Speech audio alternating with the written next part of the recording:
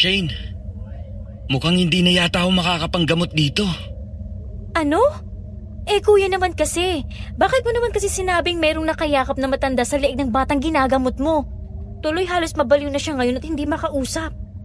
Nagulat ako, Shane eh. Yun ang unang beses na nakakita ako ng multo. Malay ko ba namang gano'n ang magiging reaksyon nila? Galit na sa akin si Kapitan. Ang sabi niya, ako raw ang nagpalala sa sitwasyon ng anak niya. Pinagbantaan na niya ako. Sino ba naman kasi yung multong yun? Bakit nakakapit sa leeg ng bata? Hindi ko sigurado, Shane. Pero mukhang may kinalaman ng matandang multong yon sa dating naging krimen ni Kapitan. Kaya ganun lang galit niya sa akin. Pagkatapos ko kasing ilarawan ang itsura ng matandang multo, nabuksan ulit ang kaso tungkol dun sa dating nakalaban niya sa politika na bigla na lang naglaho. Diyos ko, mukhang kailangan mo na nga umalis dyan, kuya. Baka mapahamak ka pa dyan. Dear Miss Amy, minahal ko siya kahit siya'y aswang.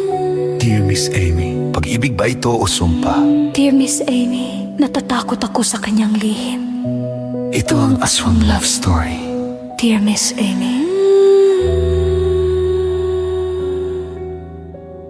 Naranasan mo na bang malinlang ng isang taong muntik mo ng pagkatiwalaan?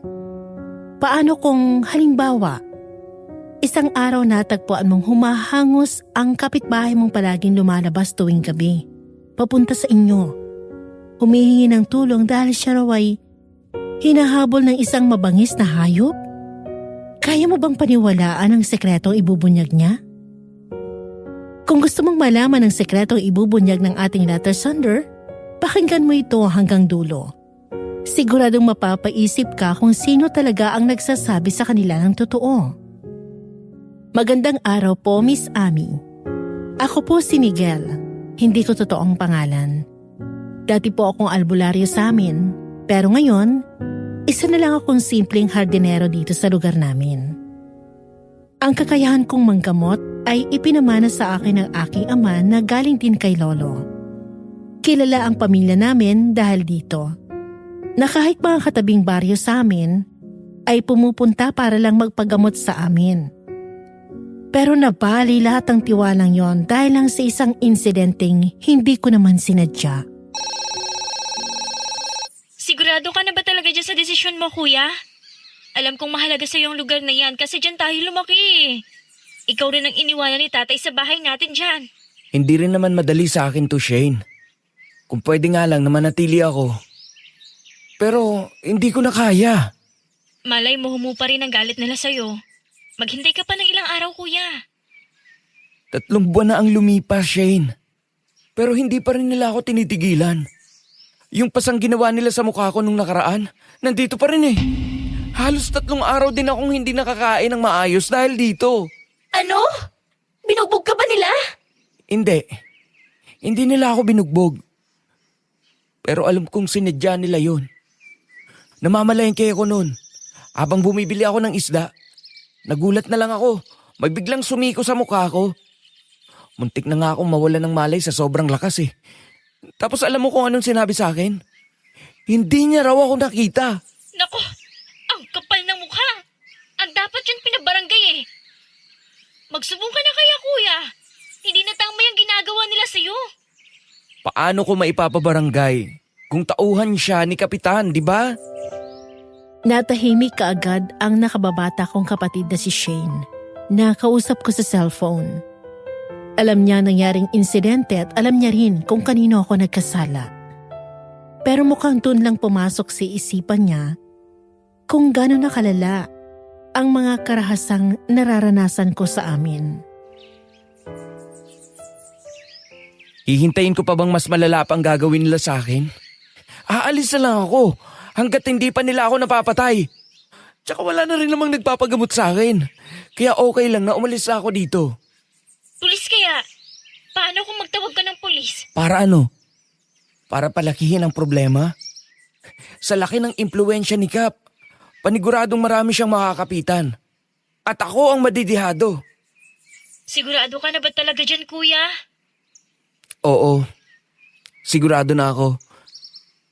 Ayaw ko na rin ng gulo, Shane. Sige, hindi na kita pipigilan. Mag-ingat ka, kuya. Kausapin mo na lang ako kung kailangan mo ng tulong. Natapos ang aming pag-uusap at ako naman ay bumalik na sa pag-iimpake. Mabilis kumalat ang chismis sa nagawa kong kamalian. Kaya hindi na talaga ako nagtataka kung bakit. Ang sala ng bahay ko na palaging puno ng mga kliyente dati, ngayon ay para nang inabandona ng ilang taon dahil sa tahimik nito. Mahirap sa akin na talikuran ang nakasanayan ko na. Pero sa estado ng buhay ko ngayon, hindi ko na kayang manatili pa rito. Merong nagbabadyang trahedya sa akin. Bukod pa ron, nilalamon din ako ng kahihiyan sa akin na gawa. Hindi ko na kayang iharap ang sarili kung sakali mang may kliyenteng pupunta rito at magpapagamot. Nung araw na yon, tuluyan kong nilisan ang aming baryo. Nagtungo ako sa lugar kung saan nanirahan ang aking lolo at kung saan din lumaki ang aking ama. Hindi naman ito sobrang layo sa dati kong tirahan. 1 oras lang ang kailangan para makarating dito. Palagi kami bumibisita rito kasama si Papa nung buhay pa siya at si Shane para magbakasyon kasama ang lolo namin. Lolo na namayapa na rin. Isa itong 2-story house na puno ng sigla dati. Pero ngayon, pinamamahayan na ng mga damo at anay. Pagkakita ko pa lang sa estado ng bahay, alam kong magiging abala ako sa mga susunod na araw dahil sa gagawin kong paglilinis. Nakabuti naman yun para sa akin dahil kahit papano, nawawala sa isipan ko ang insidente nangyari noong nakaraan. Ang akala ko noon, Miss Aming, makapagsisimula na rin ako ng panibagong buhay. Pero ang insidente nangyari sa akin ay umpisa lang pala sa mga nakakakilabot na karanasang naghihintay sa akin. Ang una kong nakilala pagdating ko rito ay si Vina, na 2 taon lang ang tanda sa akin. Siya ay kapitbahay ko na may tindahan bilang negosyo. Malaking tulong ang tindahan niya sa akin dahil hindi ko na kailangan pang maglakad ng malayo para lang makabili ng mga kakailanganin ko sa pang-araw-araw, lalo na pagdating sa pagkain. Mahilig kasi ako sa dilata. Isang rason ay dahil lumaki akong puro dilata ang pinapakain sa akin ni tatay. Pangalawa, hindi ako masyadong maalam sa pagluluto. Simpleng prito at pagsaing lang ang kaya ko. Pero kahit papano, nagagawa ko pa rin namang mabuhay nang walang problema sa katawan ko. Magandang umaga, Miguel. Mukhang tapos ka na yatang tanggalin ang lahat ng damo sa bakod mo, ah. Oh, magandang umaga rin, Vina. Halos mag-iisang linggo nga rin ako sa paglilinis. Akala ko nga hindi ko kakayanin sa sobrang dumi. Hindi ko nga rin aakalain na may titira pa dyan, eh. Okay lang naman ba ang loob ng bahay? Oo, okay naman. Konting repair lang ang kailangan sa bubong ng kusina. Pero mag-isa lang naman akong titira dito. Kaya pwede ko munang ipagpaliban yan. Nako, kung hindi lang sana ako abala sa tindahan ko, natulungan sana kita. Kung kailangan mo ng kasama, sabihan mo lang ako, ha? Salamat. Pero hindi na kailangan. Isang tipid lang ng ngiti ang naging tugon ko matapos yung sabihin ni Vina. Ganito siya palagi sa tuwing nag-uusap kami. Hindi ko alam kung ganyan lang ba talaga siya magsalita na sobrang malumanay. Animoy gusto kanyang dalhin sa kanyang mga bisig. O baka naman, sinasadya niya talagang paringgan ako dahil sa mga huli niyang sinabi. Kahit na ganon, hindi ko pinansin ang mga sweet talks na ginagawa niya sa akin. Lagpas ng edad ko sa kalendaryo para sayangin pang oras ko sa mga ganyan. Bukod doon, may mga usapin din ako nasagap tungkol kay Vina. Si Vina ay byuda na. Namatay raw ang asawa niya dahil sa isang trahedya. Pero dati pa man, matagal na may problema sa ugali niya. Matagal na nagtataka ang iba pa nilang kapitbahay dahil tuwing gabi ay lumalabas si Vina sa bahay nila na puno ng kolorete ang mukha. Sobrang iksi rin ang kasuotan niya na para bang handang ibenta ang katawan sa kahit na kanino. Ang mas nakapagtataka pa ay umaga na umuwi si Vina. Malandi, bayarang babae. Akala mo teenager kung umakto. Ayan ang mga salitang palagi natatanggap ni Vina sa mga tao dito sa amin. Hindi rin naman may pagkakailan na kahit may edad na si Vina, nandun pa rin ang ganda sa kanyang mukha. Kaya hindi may iwasang may masabi ang mga nakapaligid sa kanya. Pero si Vina, mukhang wala siyang pakialam. At ang totoo, wala rin naman akong balak na makialam sa buhay niya. Kaya hindi ko na sinubukan pang alamin kung totoo ba ang mga usap-usapang ito. Oh, Shane, napatawag ka. May kailangan ka ba? Mangungumusta lang. Okay ka naman ba dyan? Konti na lang. Parang masasanay na rin ako dito. Kailangan ko na lang i-repair yung bubong sa kusina at okay na ulit ang bahay. Mabuti yan. Bibisita ako dyan ha. Tagal na rin nating hindi nagkita eh. Oh siya, sige na. Kailangan ko pang bumili ng posporo eh. Naubusan na ako eh. Lumabas ako ng gabing yon habang dala-dala ang 3 barya sa kamay ko.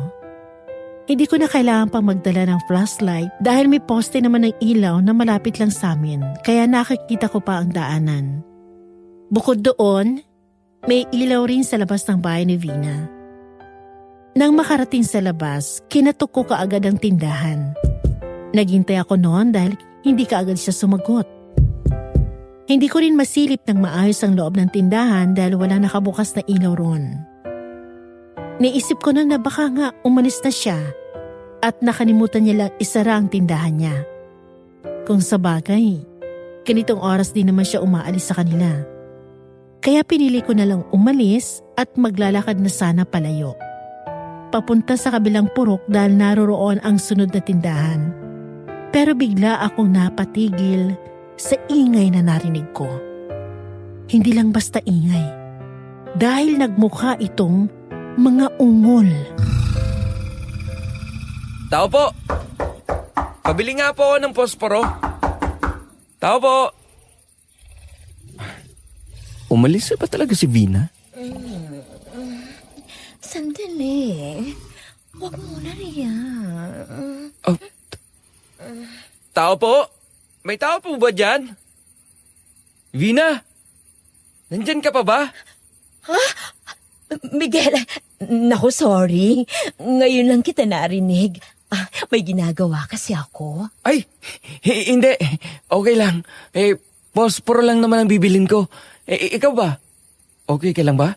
Ba't parang nahihirapan ka yatang huminga? Alam mo na, medyo may edad na kaya mabilis na lang talagang hingalin. Pospro ba ikaw mo? Sandali, kukuha lang ako. Eto na. Sorry ulit sa paghihintay. Okay lang. Salamat din. Sandali. Huwag ka munang umalis.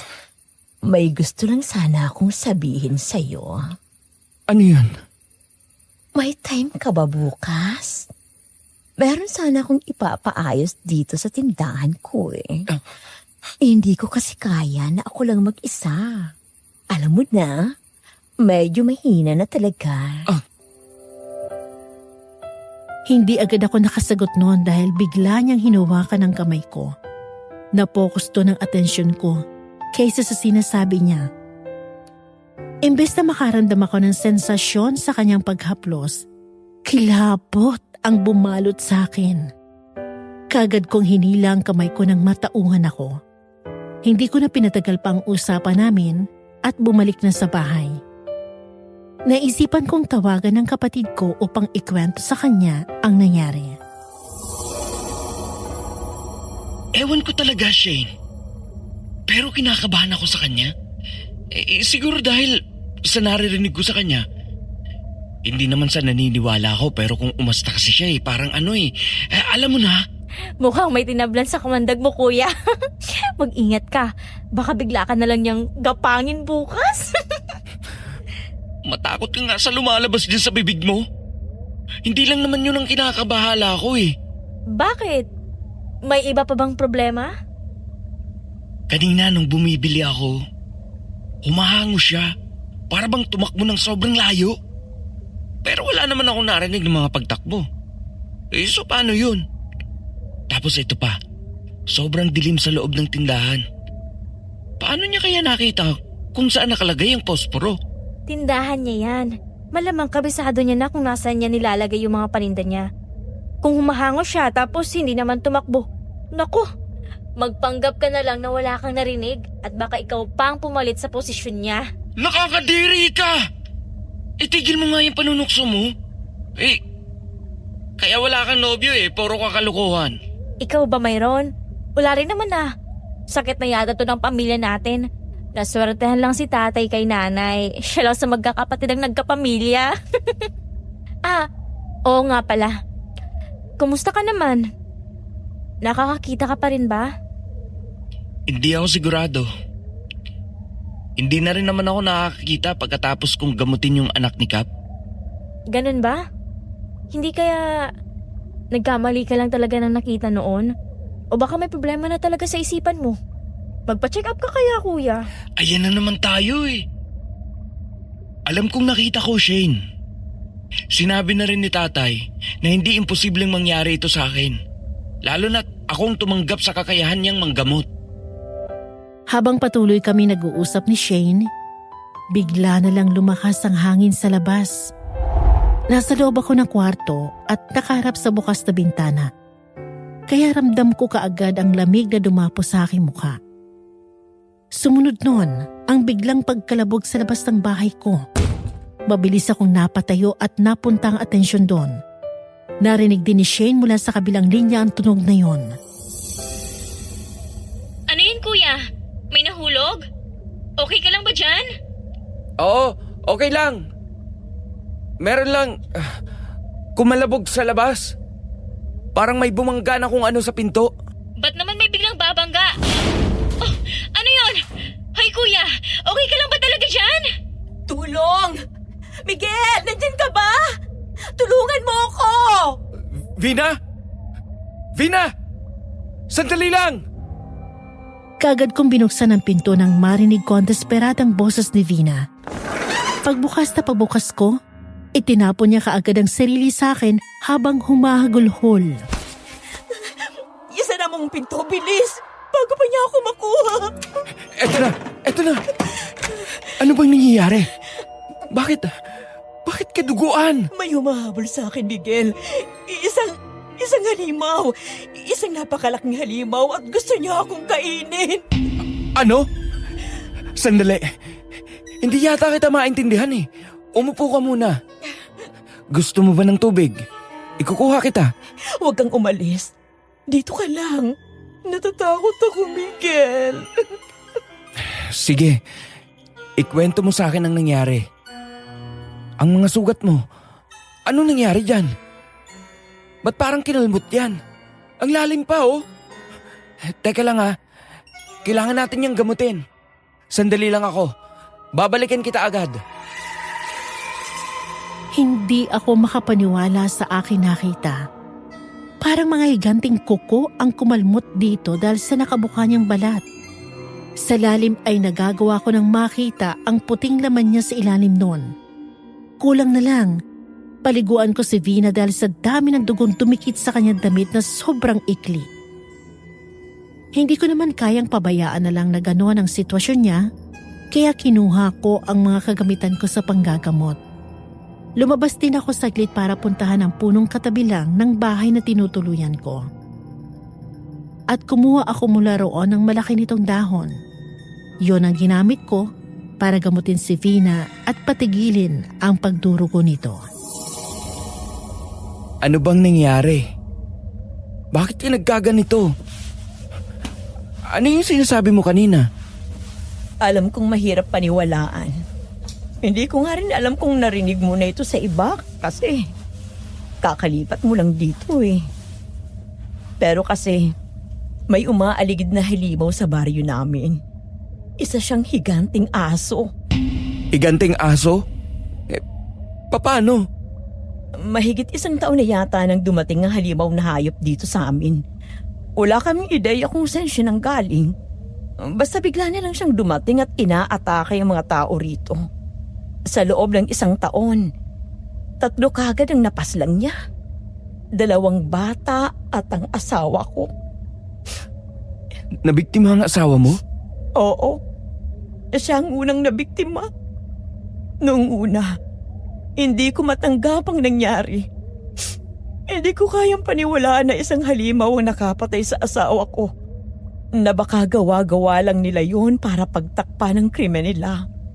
Pero nung nasundan ang pagpatay at parehas lang din ang sinasabi ng mga nakakita, doon na ako bumigay. 1 taon na pala. Na hindi nyo man lang ba sinubukan ng mga taga ritong dakpin ang hayop na yan? Sinubukan namin, Miguel. Nagkaisa kami ng mga tao dito sa baryo. Ang problema, para bang natunugan kami ng halimaw at magmula nun, hindi na rin siya nagparamdam ulit. Bigla na lang siya naglaho kaya ang akala namin, nilubayan niya na ang baryo namin. Hindi ko akalain na nalalabas siya ulit ngayon. At ako naman ang pakay niya. Ganun ba? Pero Vina, huwag ka sana magagalit sa itatanong ko ha. Nakikita mo ba kung ano yung nasa tabi mo? Anong ibig mong sabihin? Anong tinuturo mo? May nakikita ka bang hindi ko nakikita? Miguel ha, huwag mo nang dagdagan ng takot ko. Hindi na ako mapakali. Ay, wala, sorry. Nagkamali lang pala ako. Huwag mo na lang pansinin ang sinabi ko. Nakikinig ka ba sa akin? Ba't parang ikaw pang mas namumutla sa ating dalawa? Oo naman, nakikinig ako sa'yo. Ganito lang talaga ako tuwing gabi. Namumutla. Pero okay lang ako. Alalahanin mo na lang ang sarili mo. Napalunok ako sa kaba dahil sa tanong ni Vina. Pasimple kong pinahid ang namumuong pawis sa noo ko bago binigyan ng isang pilit ng ngiti si Vina. Pagpasok pa lang ni Vina kanina, meron na ako napansing kakaiba. May isang kaluluwang nakadikit sa tabi niya. Ang mga mata nito ay hindi kumukurap, dilat na dilat, at ang atensyon ay nanatili lang kay Vina. Napausog ako palayo sa kanya dahil hindi ko na kaya pang lumapit kay Vina. Ito rin ang dahilan sa nangyaring insidente sa dati kong tinitiran. Bigla na lang nagbukas ang third eye ko habang ginagamot ang anak ng kapitan namin na may bukol ang pisngi. May multo na kayakap sa pasyente. Sa gulat ko bigla ako napasigaw at napalayo sa bata. Huli na mapagtanto kong aking nagawa. Tuluyang nagalit sa akin ang kapitan at ang kanyang asawa. Anong klase raw akong manggagamot kung kinakatakutan kong kliyente ko? Hindi nila ako pinaniwalaan na may multong nakadikit sa anak nila at inakala nilang pinagkakatuwaan ko ang sitwasyon nito. At dahil kilalang malupit ang kapitan sa amin, hindi ako nakaiwas sa bagsik ng kanyang galit. Araw-araw ko nakararanas ng pang-aalipusta sa mga tauhan niya na tinatago nila bilang mga aksidente daw at hindi raw nila sinasadya. At ngayon, nakakita na naman ako ng panibago. Buti na lang, nagawa ko ng kontrolin ang reaksyon ko kahit papano. Bakit kasi lumalabas ka pa ng gabi? Hindi ba dapat manatili ka na lang sa inyo? Lalo na't alam mong biktima ang asawa mo. Alam ko naman yun. Pero wala akong choice. Trabaho ko to eh. Singer ako sa isang night bar. Kaya ako lumalabas gabi-gabi kasi kailangan ko magtrabaho. Hindi sapat ang maliit na tindahan ko para buhayin ang sarili ko. Lalo na't kaunti lang ang bumibili. At saka, matagal na rin ako nagtatrabaho dito. Nung buhay pang asawa ko, ito na talagang trabaho ko. Ganun ba? Sige ah. Imposibleng makakabalik ka pa sa trabaho mo ngayon. Kaya pwede kang magpalipas ng gabi dito kung gusto mo. Baka kung ano pang mangyari din sa'yo kapag lumabas ka pa. Sigurado ka ba? hindi ba ako makakaabala sa'yo? Huwag kang mag-alala. Ako lang naman ang mag-isa rito. Kung ganon, hindi na kita tatanggihan. Maraming salamat, Miguel. Isang tipid na ngiti lang ang naging tugon ko at itinuro sa kanya ang kwarto.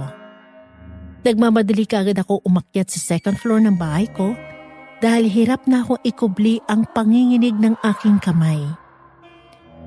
Hindi ko nga alam kung paano ko nagamot ang kanyang sugat habang ang multong masamang-masama ang tingin kay Vina ay nasa kanyang tabi lang. Sino ang multong yun? At bakit ito nakakabit sa kanya? Pabalik-balik ang paglalakad ko dahil hindi na ako mapakali. Napagpasyan kong tawagin ulit si Shane dahil malabong makakatulog ako sa lagay na ito. Oh, kuya, kumusta? Anong nangyari? Okay ka lang ba dyan? Bigla mo na lang pinatay yung tawag kanina. Oo, okay lang ako. Pasensya na. Nandito ngayon si Vina sa bahay ko. Ano? Bakit? May nangyari ba? Na humihingi ng tulong sa akin. May mabangis daw na hayop kasing humahabol sa kanya. Muntik na raw siyang kainin. Buti na lang at nakataka siya. Seryoso ba yan? Baka nagpapalusod lang yan para makachancing sa'yo. Tumigil ka nga. Alam kong hindi siya nagsisinungaling. Kasi sugatan siya eh. Kahit ako hindi ako makapaniwala. Grabe, Shane. Yung sugat. Parang kalmot lang talaga ng mabangis na hayop. Pero ang tanong, mabangis na hayop nga ba talaga? Baka nagbabalat kayo lang yan. Naalala mo pa yung ikinuwento sa atin ni tatay na sa lugar daw na yan, may nakita na raw silang aswang. Sa tingin mo, hindi pa naman ako nakakakita eh. Pero hindi lang kasi yun ang kinakabahala ko. Shane, meron na naman ako nakitang multo. Saan mo nakita? Kay Vina ba? Mukhang nagkatotoo nga talaga yung sinabi ni tatay. Nalitang nagbubukas sa mga third eye natin. Ay, kung bakit ba naman kasi ganito yung pamilya natin? May pag-asa pa kayang maisarado ko ito ulit? Parang ang hirap masanay nang nakakakita ako ng multo. Kakaiba ang pamilya namin lalo na sa side ni Papa. Simula raw kasi nung masangkot ang tatay ni Lolo sa isang napakalakas na puwersa ng isang barang. Naapektuhan daw ang kakayahan nitong manggamot. Isang bunga roon ay ang pagsara ng third eye nito. Nang magkaanak ito, ang kanyang panganay na si Lolo ay nakasara ang third eye at nagbukas lang nung siya ay nasa 40s na.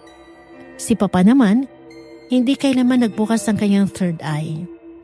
Kung siguro'y maagang nagising ang third eye ko, ay panahon pa siguro ako masanay at malaman ang tungkol sa mga multo. Hindi rin sana limitado ang mga natutunan ko bilang albularyo. Nakakakilabot ang gabing ito. Lumalakas na naman ang hangin. Hindi talaga ako mapakali. Mag-ingat ka dyan, kuya. Masama rin ang kutob ko. Sa ngayon, bantayin mo muna yung si Vina sa mabangis na hayop. Subukan mong alamin kung anong nilalang ba talaga yung sinasabi niyang kapitbahay mo. Yun din ang plano ko. Base sa kwento ni tatay at lolo dati, dalawa lang ang posibleng patutunguhan ng konklusyon natin. Tama tayo. O may bagong nilalang na hindi pa nadidiscover na ng tatay at lolo. Bala ko ring magtanong bukas tungkol sa mga biktima ng halimaw na to. Baka sakaling makakuha ako ng impormasyon. Sige, balitaan mo ako ha. Pupuntahan din kita dyan. Inaayos ko lang yung mga papeles ko sa trabaho. Nag-file na rin ako ng leave kahapon. Pinayagan ka bang mag-leave?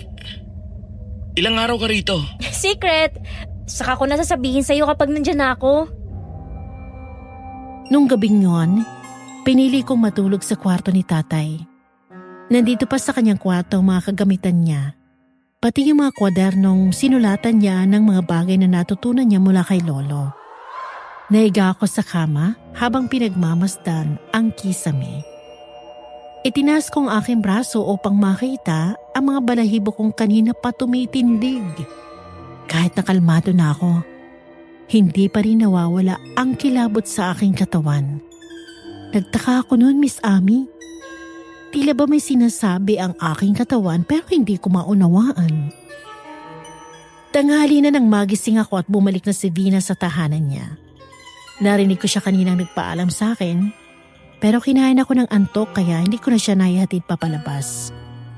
Ang sabi niya, nandito na raw ang sundo niya kaya aalis na raw siya. At base sa tinig niya, mukhang bumuti na naman ang kalagayan niya at hindi na kagaya kagabi na parang mahihimatay na siya. Bumangon na rin ako para magluto ng pritong itlog. Kumakalam na rin kasi ang tiyan ko dahil hindi ako nag-umagahan. Pero bago ko pa man yun magawa, may tumawag na sa akin mula sa labas ng bahay. Miguel, gising ka na ba? Halika muna rito. Vina, anong ginagawa mo ulit rito? Tsaka, ba't may dala kang adobo? Para sa iyo to. Pasasalamat ko sa pagtulong mo sa akin kagabi. Kung hindi dahil sa iyo, baka natuluyan na ako. Ah, ganun ba? Sige, ilagay mo na lang dun sa upuan. Tapos ako nang magdadala sa kusina. Ha? Bakit? Ayaw mong kunin sa akin? Hindi naman ako madumi. Alam ko naman yun. Ano kasi, hindi pa kasi ako naghuhugas ng kamay. Ah, ganun ba? Sige, ako na lang ang maglalagay sa kusina mo. Hindi na! Ilagay mo na lang dyan.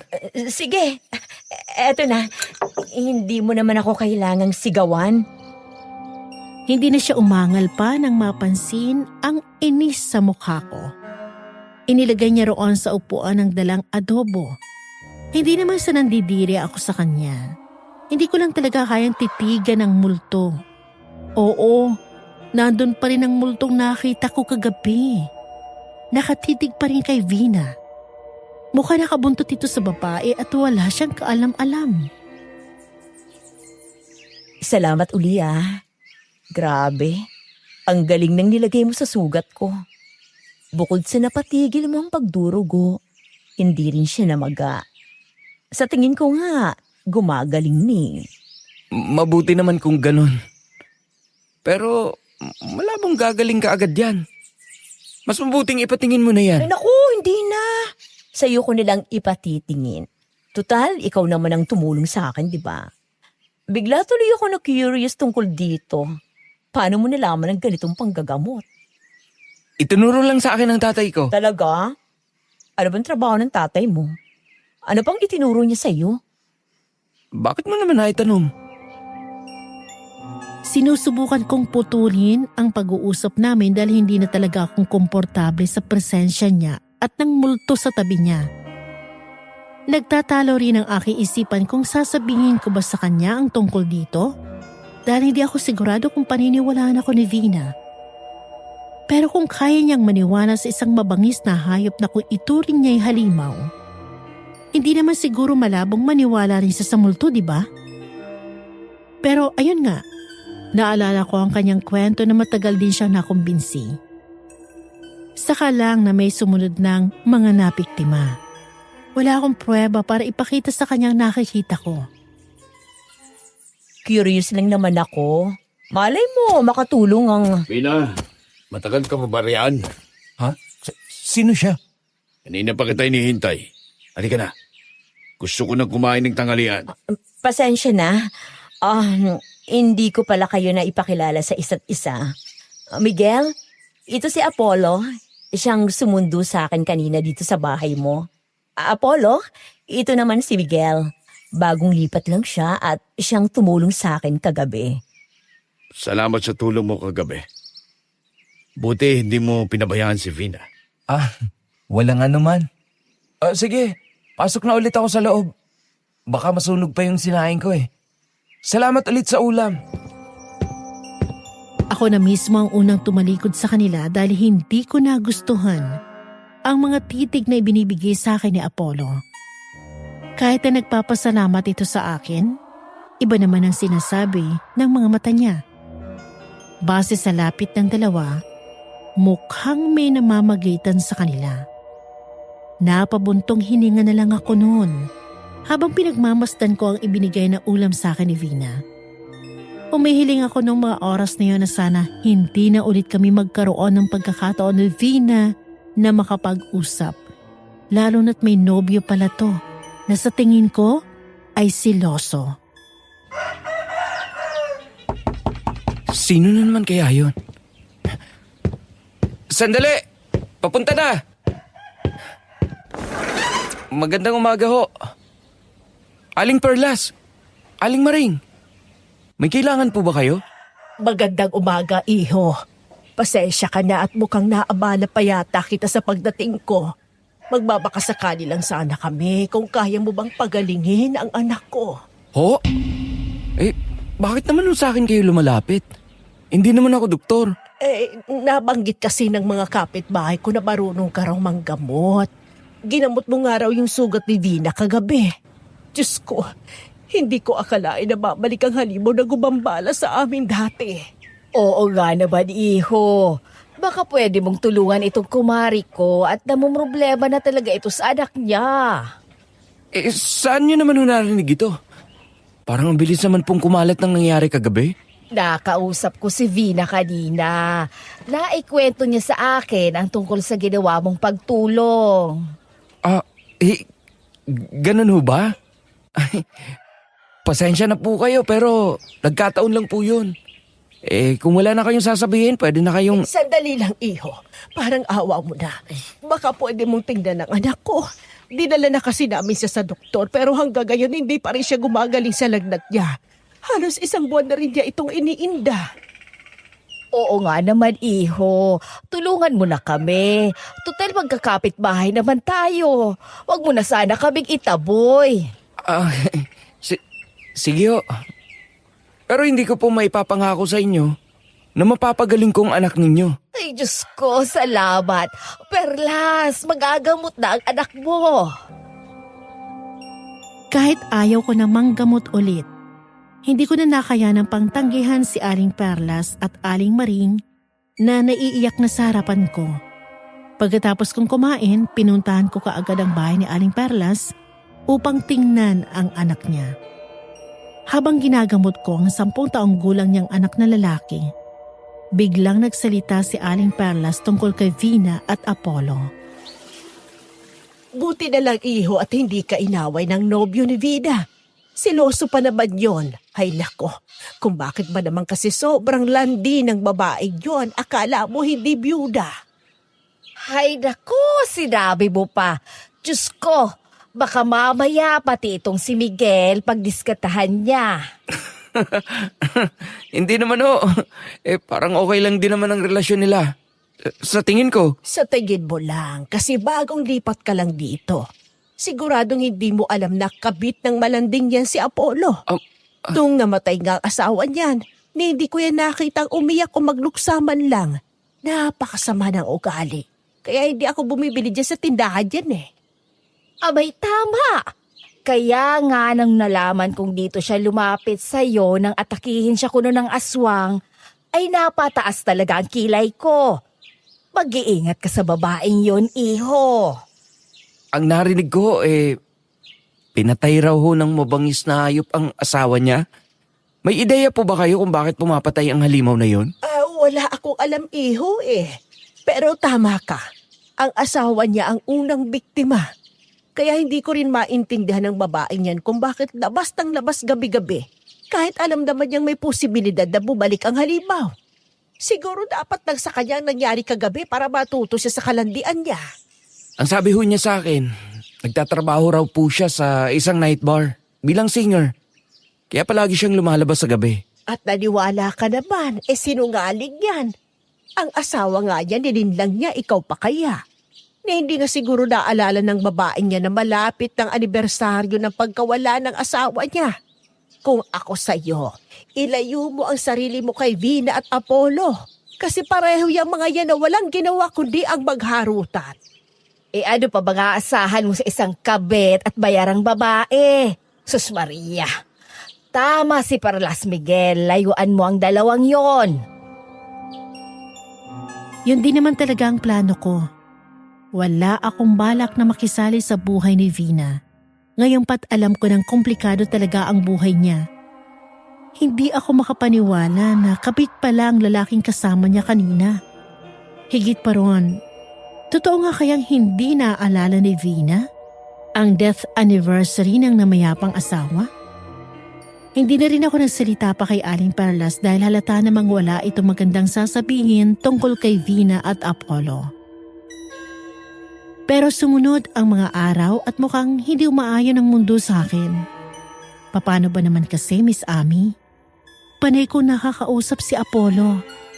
Hindi dahil gusto ko siyang makausap kundi palagi niya ako nilalapitan. Sa tuwing bumibili ako sa tindahan ni Vina, nandun din siya sa labas. Kagaya na lang nung isang beses na bumili ako ng dilatang tuna. Oh, pare. Napapadalas yata ang pagbili mo rito, ha? Eto kasi ang pinakamalapit na tindahan eh. Nasa kabilang purok pa ang isa. May problema ba sa paa mo kaya ayaw mong maglakad ng malayo? Pipiliin mo bang maglakad ng malayo kung meron naman dito sa malapit? Kung ano man yung pinupunto mo, diretsuhin mo na lang ako. Hindi yung inaatake mo ako palagi. Gusto ko lang naman bumili. Wala naman akong pinupunto. Ang sa akin lang, parang napapadalas ang pag-uusap niya ni Vina. Hindi porkit niligtas mo siya nung nakaraan. Pwede ka na niyang bigyan ng niluto niya. Hindi ko inutusan si Vina na bigyan ako ng ulam. Pwede mo naman siya pigilan kung gusto mo eh. Hindi rin kami close. Anong nangyayari dito? Nag-aaway ba kayo? At dito pa talaga sa labas ng tindahan ko. Wala akong problema. Ang nobyo mong pagsabihan mo. Doon na lang ako sa kabila bibili. Sandali. Hindi pa ako tapos. Huwag mo akong pipigilan. Huwag niyo rin akong istorbohin. Kakalipat ko lang dito at wala akong pakialam sa buhay ninyo. Kaya kung pwede, tigil-tigilan niyo ako. Lalo ka na, Apollo. Hindi ko gusto yung nobya mo. Teka lang, Miguel. Huwag ka munang umalis. At ikaw naman, Apollo. Anong pinagsasabi mo kay Miguel? Wala. Wala akong sinasabing gano'n. Anong wala? Bakit gano'n na lang ang sinabi niya? Nagsiselos ka na naman ba? Lahat na lang ba pagseselosan mo? Narinig ko pa sila nagtatalo pero hindi ko na sila nilingon pa at nagtungo na lang sa kabilang purok. Ilang beses ako napahinga ng malalim para makontrol ko ang inis na nararamdaman ko. Muntik ko na hindi matansyang kapal na mukha ng Apollo na yon. Kung wala lang siguro akong respeto, matagal ko nang nasuntok ang pagmumukha nun. Ang akala niya siguro'y aagawin ko ang nobya niya na inagaw lang din naman niya. Buong araw ako nawala ng ganang lumabas dahil sa kanilang dalawa. Hanggang sa gumabi na, nanatili na lang ako sa loob ng bahay. Buti na lang hindi na nila ako kinulit pa. Nung gabi rin yon, nakatanggap ako ng tawag sa kapatid ko. Kuya, nandito na ako sa sakayan niyo. Ano? Ba't hindi mo sinabi sa akin na ngayon palang biyahe mo? Di sana nagandaman lang ako. Maghintay ka lang dyan. Susunduin kita. Siyempre, para surprise. Papunta na talaga ako kanina. Nakakapagod palang biyahe.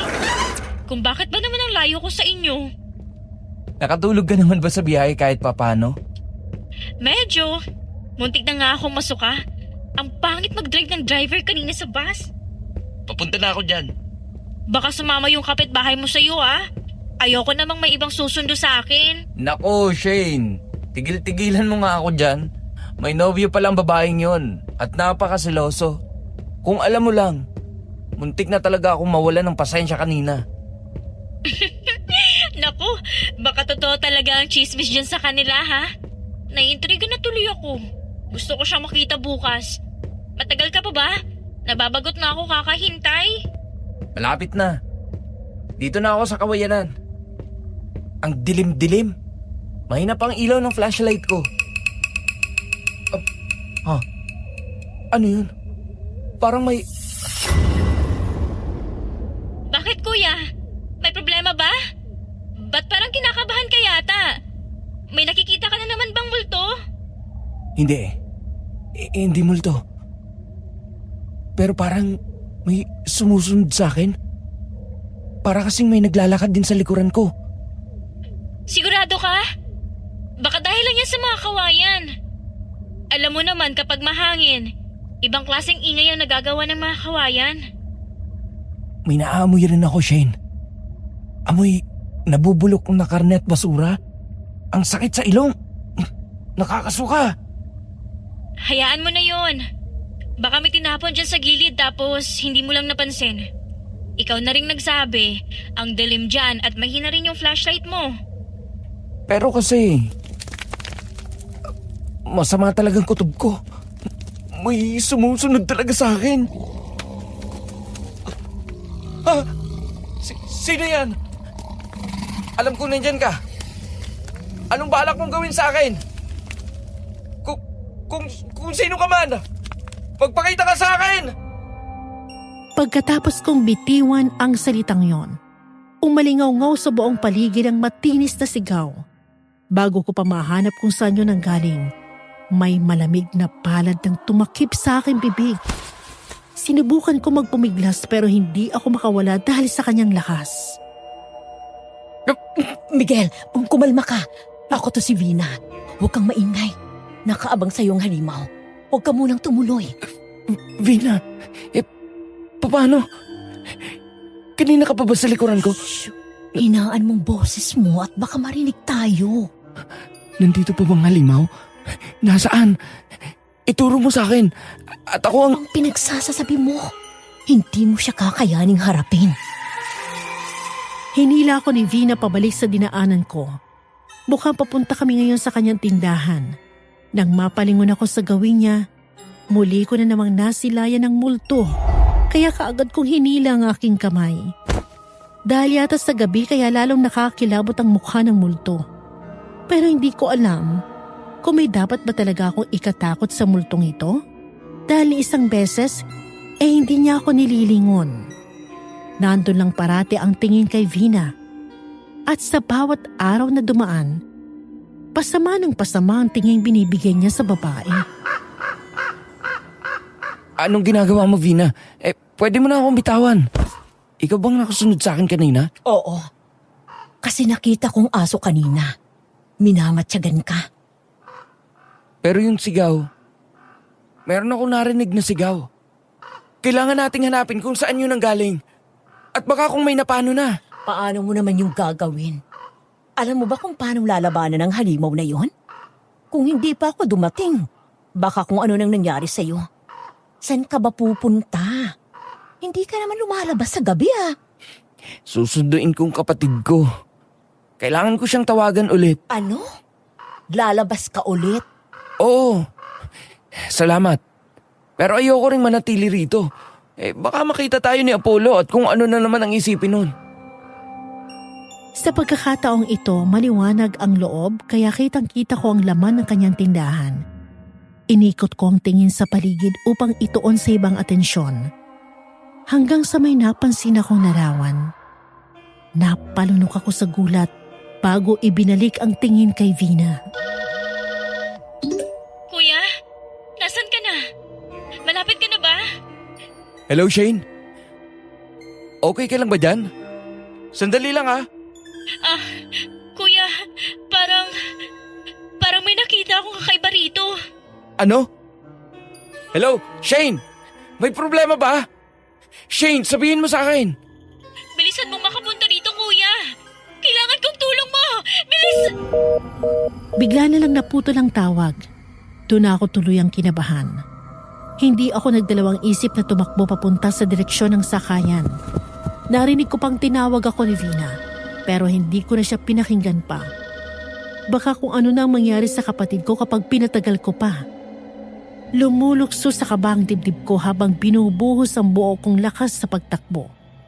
Lumampas na ako sa kawayanan at may naaninag akong babaeng tumatakbo papunta sa direksyon ko. Shane? Shane! Ikaw ba yan? Kuya, tulungan mo ako! Sino itong batang karga mo? Bakit duguan siya? Ikaw, okay ka lang ba? Oo, okay lang ako. May narinig akong sumigaw kanina, kaya hinanap ko kung nasaan. Nakita ko tong bata na may sugat sa paa. Tinanong ko kung anong nangyari pero ayaw magsalita Kaya binitbit ko na lang, kesa naman iwan ko siya roon. Sandali lang bata ha. Gagamutin natin yung sugat mo. Dinala namin ni Shane ang bata sa bahay at doon ginamot. Tiningnan ko ng maigi ang duguan niyang paa bago binigyan ng gamot na katulad ng ginawa ko kay Vina. Saka lang din nagsalita ang bata. Anak siya ni Mang Peng na nakatira sa katabing bahay ni Aling Perlas. Tinawagan ko kaagad si Aling Perlas para ipaalam na nasa amin ang anak ni Mang Peng. Mabilis naman kaming pinuntahan ni Mang Peng at labis ang pagpapasalamat dahil kanina pa pala siya naghahanap sa kanyang anak. Walang anuman po. Nilinis ko na rin po ang sugat niya. Mababaw lang din naman ho kaya hindi niyo kailangang mag-alala. Sigurado ka bang mababaw lang ang sugat nun, kuya? Ang dami kaya ng dugo. Oo. Mukhang nadaanan kasi ang ugat, kaya ganun na lang ang pagdurugo. So anong tingin mo sa sugat na yun? Mukha bang kalmot ng isang aso? Parang hindi Shane eh.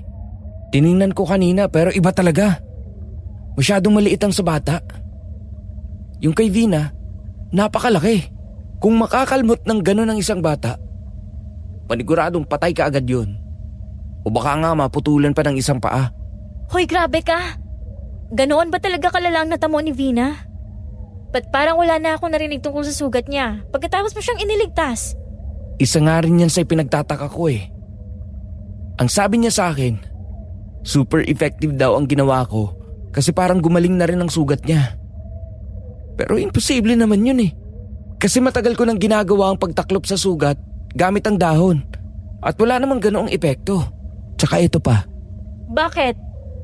May iba pa bang nangyari bukod doon? Hindi ko na makita pa ang sugat niya sa leeg. Ano? Ang ibig mo bang sabihin ay gumaling na siya?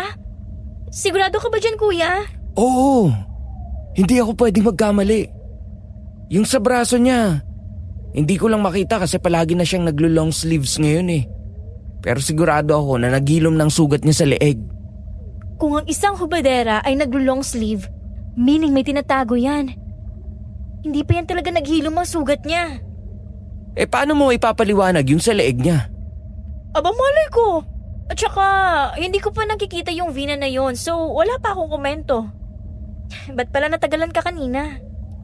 Pinigilan ako ni Vina eh. Ang sabi niya, minamatyagan daw ako ng mabangis na hayop. Kaya niya ako pinigilan kanina. At hindi siya natakot na tulungan ka? Eh, tumatakbo nga yun sa'yo nung nakaraan lang. May punto ang kapatid ko. Napaisip na rin ako dyan kanina. Sa katunayan, marami akong gustong itanong sa inasa ni Vina kanina. Pero masyado ako nagmamadali kaya hindi ko na siya nabigyan pa ng atensyon. Hindi ko rin naman maipagkakaila na totoo ang sinabi ng babae dahil ramdam ko mismo ang kilabot kanina. Kagayang-kagaya sa araw na niligtas ko si Vina. May nalaman ako kanina, Shane. Di ba, pinasok niya ako kanina sa tindahan niya? Alam mo ba kung anong nakita ko ron? Ano? May problema ba sa tindahan niya? Nahuli ka ba ng kabit niya? Hindi. May isang larawan dun, Shane. At kamukhang kamukha yun sa multong bumubuntot sa kanya. Ano? Paano? Ala, kuya, hindi kaya ang multong yun ang... Oo. Yun din ang duda ko, Shane. Sa tingin ko, ang multong yun ay ang namayapa niyang asawa. Kaya siguro bigla na lang itong nagpapakita at galit na galit kay Vina dahil malapit ng death anniversary niya. Pero si Vina, nakikipaglandian pa rin kay Apollo. Naputol ang pag-uusap namin ni Shane nang bigla na lang may kumalabog sa pinto. Kasabay noon ang pagtaas ng aking mga balahibo. Nagkatinginan kami ni Shane dahil mukhang siya rin ay naramdaman ito. Parehas kami noon na hindi maganda ang kutob sa agresibo at paulit-ulit na pagkalabog ng pinto. Nagpunta kami sa kusina at kinuha ko ang bolo. Pero kasabay ng pagkuha ko ay pagkawala rin ng kalabog. Naparot ng katahimikan ang paligid namin. Ano nangyari? Bakit biglang nawala? Umalis na kaya? Malabo. May naamoy pa ako. Napakabaho. Ano naman kung mabaho? Baka may dumi lang dyan sa tabi. Hanapin natin. Hindi, Shane. Alam ko tong amoy na to eh. Eto rin ang naamoy ko kanina sa kawayanan. Kaya imposibleng napunta ito sa bahay. Ano? Sinusundan niya tayo? Sa tingin ko, oo. Nandito siya. Nandito ang halimaw. Kumalabog ang bubong ng kusina namin pagkatapos ko yung bigkasin. At dahil hindi ko pa naayos ang sirang bubong, tuluyan itong nawasak at bumagsak doon ang isang mabangis na hayop na kagayang-kagaya sa binanggit ni Vina. Isa itong malaking aso pero sobrang payat. Mahaba ang katawan nito kaya baluktot kong tumayo. Ang mga paa nito ay maninipis pero sobrang haba naman ng mga kuko. Hindi na ako magtataka kung yun ang nakapinsala kay Vina. Hindi ko rin kayang salubungin ang itim na itim nitong mata at matangos na nguso. Yun ang pagkakataong nakakita ko ng isang nilalang na hindi ko aakalaing totoo. Kuya! Ang halimaw! Isang higanting halimaw! Umalis ka dyan! Papunta siya sa'yo! Ang braso ko! Lumayo ka sa amin! Hayop ka! Lumayo ka! Kuya! Ayos ka lang ba? Duguan ka! Walang hiyang halimaw ka! Sinaktan mo si Kuya! Shane, wag! Lumayo ka sa kanya! Hindi ko na maalala kung paano ko nahila ang kapatid ko papunta sa akin at ibato ang bolo sa direksyon ng hayop. Natamaan ang butot balat nitong tiyan, dahilan para ito ay mamilipit sa sakit. Inabot ko kaagad ang mga baso sa lababo at pinagbabato ito sa halimaw bago pa man ito makatayo. Nagwala ang mabangis na hayop sa mga pinsalang natamo. Natumba ang lamesa at nalaglag lahat ang mga plato roon. Ginawa ko yung pagkakataon para kunin ulit ang bolo at iakma ito sa aso. Pero bago ko pa man magawa yun ay mabilis niya ako napansin at nasipa ang aking tiyan. Sunod ko na lang naramdaman ay nakahandusay na ako sa sahig at ang aso nagwawala kanina ay nakatakas na palabas mula sa aming kusina. Kuya! Kuya! Okay ka lang ba? Ay, Diyos ko! Duguan ka! Okay lang ako. Mga bubog lang ito sa mga baso. Kahit na... Nakakatayo ka pa ba? Ay, Diyos ko! Hindi ko aakalain na makikita ko ang aso sinasabi mo, Kuya. Totoo pala talaga. Hindi rin ako makapaniwala. Isa nga itong halimaw. Mamaya na natin yan isipin. Unahin muna natin ang mga sugat mo. Tinulungan ako ni Shane na makatayo at madala sa aking kwarto. Tinulungan niya akong gamutin ang aking mga sugat. Halos hindi ko maigalaw ang tiyan at likuran sa sobrang sakit ng pagkakasipa ng halimaw. Hindi pang ordinaryo ang lakas ng asong yon. Iisipin ko pa lang na muntik na kaming puksainon, hindi ako mapakali. Hindi ko kayang mapanatag kahit na nakaligtas kami dahil alam kong nandun pa to sa baryo. At may posibilidad na balikan kami noon. Shane, hindi ito pwede. Kailangan natin siyang mapuksa. Masyado siyang delikado para sa mga tao rito. Pero paano, Kuya? Alam mo naman na kaya nitong gawin. Wala tayong laban sa kanya. Hindi natin siya kayang ipatumba. Hindi mo ba nakita kanina? Napuruhan ko siya, Shane. Ibig sabihin lang nun, tinatablan siya ng mga pisikal na atake. Sa tingin ko, Shane, posibleng tamang hula natin. Na ano? Naaswang siya? Oo. Hindi ako pwedeng linlangin ang naamoy ko. Ang bulok na amoy na yun. Alam kong nagbabalat kayo lang ito. Alam ko. Dahil binanggit sa akin ni tatay dati na ang mga aswang daw, kahit pa magbago ang kanilang anyo, nahihirapan silang pagtakpan ang amoy nila. At isa pa, tingnan mo to. Meron akong kinuha sa aking bulsa. Isa itong maliit na bote na may lamang langis. Ipreniparak to kahapon dahil meron na akong kutob na ang halimaw na to ay posibleng magpakita sa akin. Kung totoo ngang may utak ang nilalang na ito, kagaya ng sabi ni Vina sa akin, posibleng alam din itong tinulungan ko si Vina, ang kanyang biktima, at malaki ang posibilidad na magiging parte ako sa radar niya. Habang inaatake tayo kanina, kumukulo ito. kumulo ito, Shane. So tama nga. Tama nga huli natin. Ay Diyos ko. Ay Diyos ko po, hindi ako makapaniwala. Mukhang matagal nang nililinlang ng aswang na ito ang mga tao rito. Kung ganun nga, may naiisip ka ba kung sino yung posibleng aswang dito sa baryo? Wala pa. Pero malakas ang kutob ko. Nandito lang siya. Malapit na malapit sa atin. Sumunod ang araw at maaga ako nagising para ayusin ang nasirang bubong ng kusina sa amin. Mabuti na lang nandito si Shane, kaya nagkaroon ako ng kaagapay para sa pagpanday rito. Hindi rin kasi ako makakilos ng maayos lalo na't kumikirot ang tiyan at likod ko. Nag-iwan na ito ng pasa sa aking katawan. Sa tuwing naiisip ko ang nangyari kagabi, umuusbong ang galit ko rito dahil hindi ko kaagad ito nahuli. Kaya ipinangako ko sa akin sarili na sisiguraduhin kong magiging handa ako kung sakali mang magpakita ito ulit. Ilang araw ka palang mananatili rito, Shane? Mga 1 linggo rin. Ginamit ko kasi vacation leave ko eh. Namiss ko rin dito. Tagal ko nang hindi nakikita yung bahay ni tatay. Pero pagkatapos ng nangyari kagabi, sa tingin ko magtatagal pa ako rito. Mas ligtas ka kung aalis ka rito ng mas maaga. Huwag mo ring pabayaan ang trabaho mo. Hindi naman kita kayang iwan dito na mag-isa. Hindi ako aalis hanggat hindi natin napupuksa ang aswang na yun. Lintik lang talagang walang ganti. Ha? Ano yan? Bakit ba palagi na lang nilang tinatarantado ang pinto ng bahay ko? Miguel! Miguel! Lumabas ka dyan, mag-usap tayo! Anong ginagawa mo rito? At kung pwede, pakihinaan ng pagkatok. Alam mo naman sigurong matagal na tong bahay na to, di ba? Wag mo nga akong pangaralan.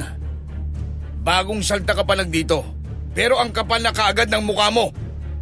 Ano na naman bang problema mo? Hindi ba sinabi kong wag mo na akong guguluhin? Nilinaw ko na sa'yo na hindi ko gusto yung nobya mo. O talaga? Sige nga. Paano mo may papaliwanag yung kagabi, ha? Nakita ko kayong magkasama, Miguel. Ano? Kailan kami nagsama? Huwag ka nang magmaang-maangan. Pumasok pa nga kayong dalawa sa tindahan eh. Ah, yun ba? Pumasok lang ako sa tindahan kasi inila ako ng nobya mo. Tinulungan niya lang ako na makalayo sa aswang. Sinong maniniwala dyan sa pinagsasabi mo? Bakit hindi mo tanungin si Vina? Palibasa kasi masyado kang siloso. Lahat na lang pinagdududahan mo. Pagdududahan talaga kita. Kasi, feeling close ka kay Vina. Hindi mo ko mauutos sa mga kasinungalingan mo. Alam kong may pagtingin ka kay Vina. Delusional ka ba?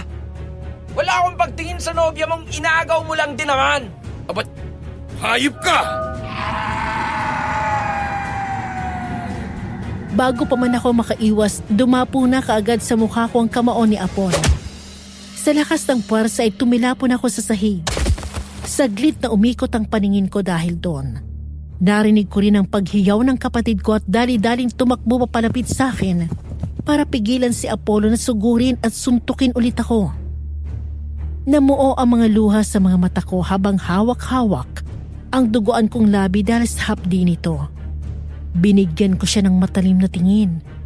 Pero kahit gaano pa kasama ang ipukol ko sa kanya, hindi ko kayang tapatan ang nanlilisik niya mga mata at pulang-pulang mukha. Bigla akong kinilabutan ng bigla na lang pumasok sa ilong ko ang isang bulok na amoy. Pawiin mo yung sinabi mo o hindi kayo lumayas ka na lang dito. Ikaw ang lumayas dito. Pamamahay namin to. Ipapabarangay talaga kita kapag hindi ka pa umalis dito. Apollo, ano sa tingin mong ginawa mo? Bitiwan mo nga ako. Kasalanan mo to eh. Dikit ka ng dikit sa taong to. Ano bang problema mo? Nakakahiya ka. Tara na, umalis na tayo rito. Hindi ako aalis dito hanggat hindi ko nawawasak ang pagmumukha ng lalaking yan. Kaya huwag kang makialam dito. Gusto mo bang ikaw ang isunod ko, ha? Malandi kang babae ka. Sumusobra ka na. Tinulungan ko lang si Miguel kagabi. Kung hindi ka patitigil, makikipaghiwalay talaga ako sa'yo. Ano? Wow. At ikaw pa talaga may ganang sabihin yan? Pagkatapos mo kong akitin tapos makikipag-iwalay ka sa akin? Bawiin mo, Vina. Bawiin mo yung sinabi mo! Hindi sumagot si Vina at piniling tumakbo paalis ng bahay. Mukhang tama naman ang ginawa niya dahil sumunod ang nag-aalburutong Apollo sa kanya. Doon na ako napahinga ng maluwag ng tuluyan ng mawala ang dalawang taong nagdadala ng problema sa buhay ko. Kuya, okay ka lang ba? Buisit na lalaking yun. Ipapabarangay ko talaga yun. Wag na. Baka magkagulo pa lalo eh. Tsaka Shane, wala ka bang napansin kanina? Napansin na alin, kuya? Bukod sa bulok na lang amoy, wala na naman ako napansin kakaiba. Ayun nga. Yun ang ibig kong sabihin, Shane. Alalahanin mo ang amoy na yon. Hindi ba katulad ng halimaw kagabi? Oo. Pero hindi naman ganun katapang eh. Kahit na. Imposibleng pagkakataon lang ang lahat. May kutob na ako. Sa tingin ko, nasa kanilang dalawa lang ang aswang. Napalitan ng seryosong ekspresyon ang mukha ng aking kapatid. Ramdam na ramdam niya ang bigat sa mga salita ko. Ibig mo bang sabihin na isa sa kanila ay nililin lang tayo? Pero bakit? Bakit ikaw ang pinupunterian nila? At saka, kuya, hindi ba nakapagtataka na nanghingi ng tulong sa'yo si Vina nung nakaraan dahil sa paghabol sa kanya ng sinasabi niyang mabangis na hayop? Hindi kaya si Apollo ang aswang? Yun ang kailangan nating patunayan. Kung si Apollo nga ang aswang, may alam kaya si Vina? Sa relasyon nila, malabong may alam si Vina. Mukhang nililinlang lang din ni Apollo si Vina. Ngayon na galit na ito. Masama ang kutob ko. Baka posibleng mapunta sa panganib si Vina. Oo nga, lalo na't pinagtangkanan niya pala ito dati. Medyo nalilito rin ako dyan, Shane. Kung balak niyang paslangin si Vina, bakit hanggang ngayon? Buhay pa rin ang babae. Nagsiselos pa nga siya. Malay ko. Baka dahil sa selos? Kaya rin siguro ikaw yung pinupunterya ngayon kasi sa'yo humingi ng tulong si Vina dati. Kung ano man yun, kailangan nating maganda. Mainit na ang ulo ni Apollo sa atin. Malaki ang tsansang susugurin na naman niya tayo ulit mamayang gabi. Kagaya ng sinabi ko, naganda kami ni Shane nung araw na yon.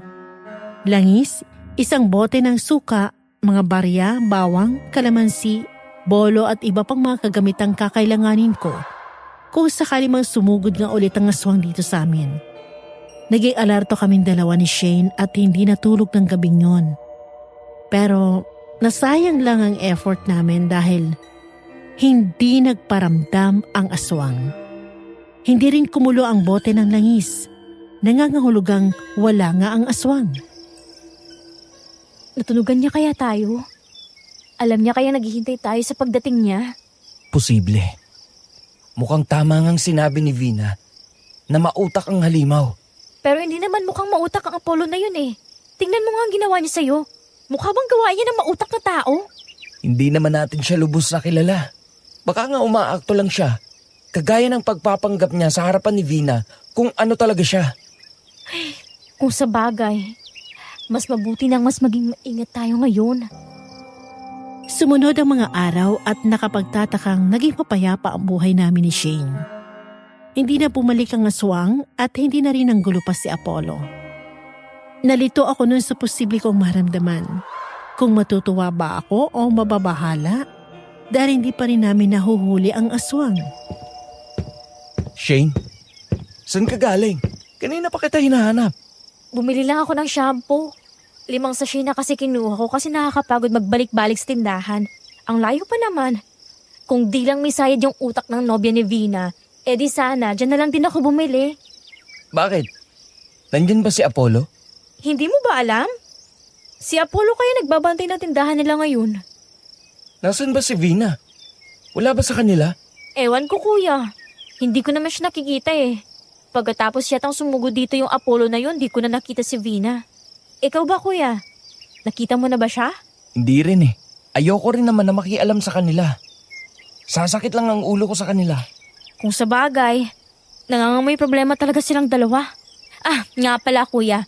Nagtitinda rin ba ng tangke ng gasol sina Vina at Apollo? Ha? Parang hindi naman. Ang liit lang ng tindahan nila eh. Ganon? Nung dumaan kasi ako kanina, amoy gas yung tindahan nila. Sobrang tapang. Sa tingin ko nga may hindi na sarado eh. Gusto ko nga magtanong pero alam mo na, ayoko ring makipagsalamuha sa lalaking yun. Nakakakilabot. Sigurado ka ba? Baka may nagsusunog lang ng apoy kaya ganun. Hindi naman ganun ang amoy nun eh. Wala ring ibang tao kanina. Nabagabag ako sa kunento ng kapatid ko sa akin. Sinilip ko mula sa bintana sa ikalawang palapag ng bahay namin ang bahay nila Vina. Nagbabaka sakaling makita ko siya. Hindi naman kasi si Vina ang tipong tao na hindi lumalabas sa bahay nila. Palagi nga ito nakatambay sa tindahan nila at kung hindi naman, ay nakikipagkwentuhan sa mga kapwa niya babae rito sa baryo. Pero mukhang tama nga ang kapatid ko. Dahil nadatnan ko si Apollo na pumasok sa bahay nila at lumabas din na ngayon ay may dala ng plato sa kamay. Merong mga tira-tirang ulam at pagkain na sa tingin ko naubos ng kung sino man ang pinapakain niya. Hindi kaya pagkain yun ni Vina? Bumaba ako noon at lumabas sa bahay. Sakto rin na tiyempuhan ko ang paglabas ni Apollo. Napansin niya kaagad ang pagdating ko dahil napalingon ito sa direksyon ko. Masamang-masama pa rin ang tingin nito sa akin. Pero hindi na kagaya nung nakaraan na parang gusto niya na akong mawala rito sa mundo. Anong tinitingin mo? Kung may gusto kang sabihin, sabihin mo na. Magtatanong lang sana kung saan ang punta mo. At bakit mo naman gusto malaman? Anong pakialam mo? May dala ka kasing plato. Huhugasan mo ba yan? Wala bang kusina sa inyo? Pinagsasabi mo, hindi ko bahay ang bahay ng babaeng ito. Pasalamat nga siya at pinapakain ko pa siya eh. Pinapakain mo siya? Bakit? May nangyari ba? Chismoso ka rin, no? Bakit? Concern ka, ha? Ako na magsasabi sa'yo, Miguel. Huwag kang makisali kung ayaw mong mapahamak. Nagtataka lang naman ako. Kasi hindi na lumalabas si Vina eh. Kaya gusto ko lang malaman kung okay lang ba siya. Di mo na yung problema kung mamatay pa si Vina. Kaya sa huling pagkakataon, huwag kang makialam. Paano mo nasasabi yan, Apollo? Naririnig mo bang sarili mo? Simple lang naman ang tanong ko, pero hindi mo kayang sagutin. Baho-baho rin ang tindahan ninyo. Nangangamoy gas. Ano naman kung nangangamoy ng gas? Pati ba naman yan ay pinakikialaman mo pa? Manahimik ka na lang at baka matamaan ka pa sa akin uli. Tinalikuran na ako ni Apollo pagkatapos niyang sabihin yon. Tila ba nagmamadali siyang umalis pagkatapos kong banggitin ang amoy ng gas. Dahil sa inakto niya, lalo pa ako nabahala. Oo, at sinabi kong ayaw kong makialam sa buhay nila.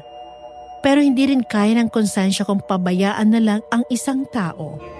Lalo na't sa tingin ko ang may masamang nangyari dito. Ibinalik ko ang atensyon sa tindahan.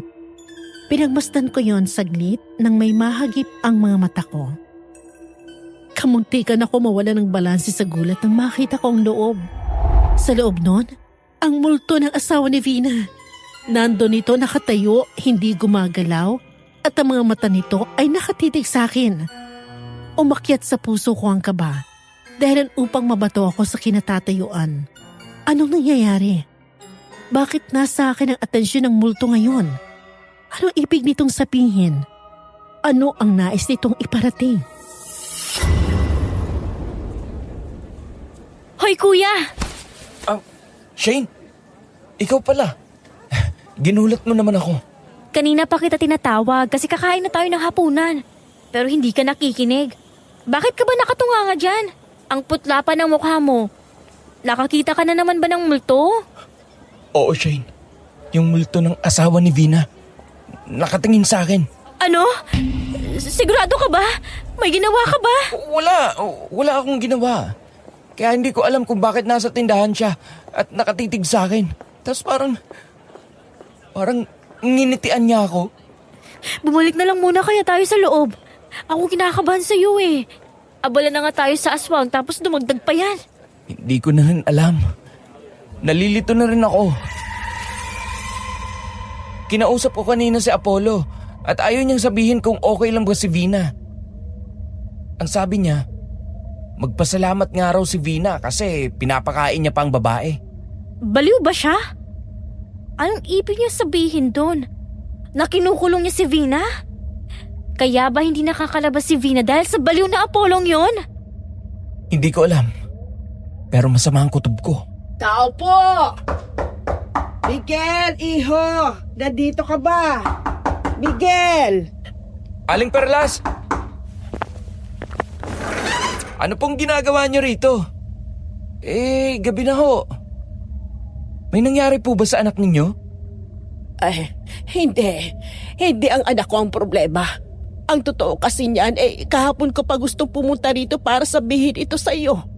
Si Vina, nakita ko siya kahapon na sinasabunutan ni Apollo sa daan. Ho? Sigurado po ba kayo? Oo, iho.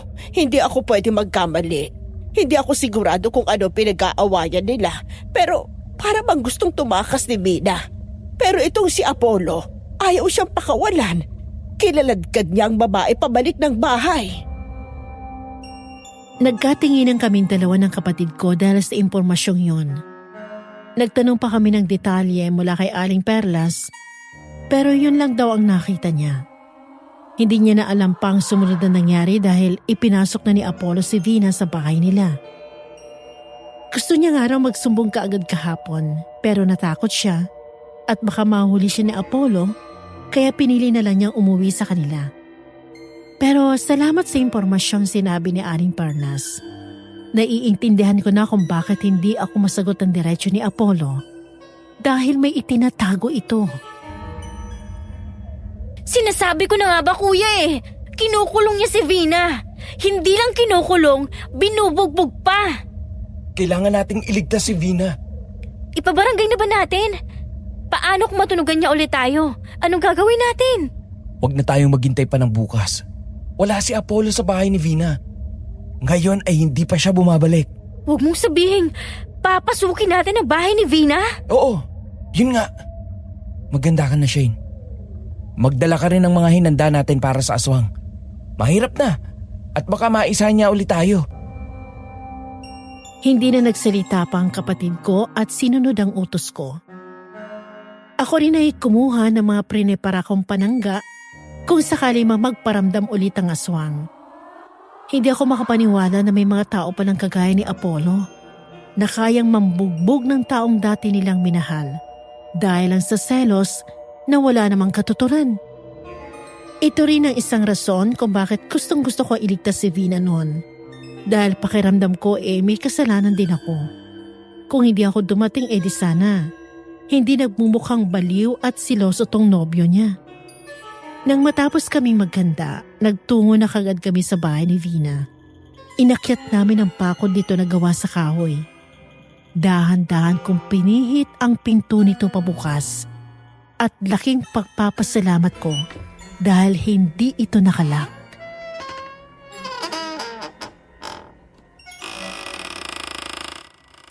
Magdahan-dahan ka kuya. Baka yung makarinig sa atin. Hindi ba mas mabuting marinig tayo ni Vina? Hanapin mo nga ang switch ng ilaw.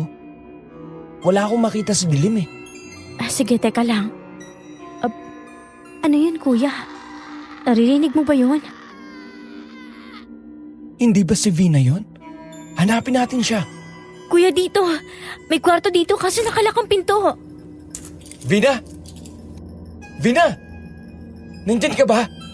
Gumawa ka ng ingay kung nandyan ka. Sumunod ang mga kalabog pagkatapos ko yung sabihin. Nangangahulugang nandoon nga si Vina sa loob. Kinuha ko ang bolong daladala at inihampas yun sa doorknob dahilan para masira ito. Kagad ko itong itinulak pabukas. Madilim ang paligid pero dahil naka-adjust na mga mata ko, nasilayan ko ang isang babaeng nakatali sa higaan at tinatakpan ng bibig nito ng tela. Si Vina. Diyos ko! Vina! Anong ginawa sa'yo ng baliw na yon?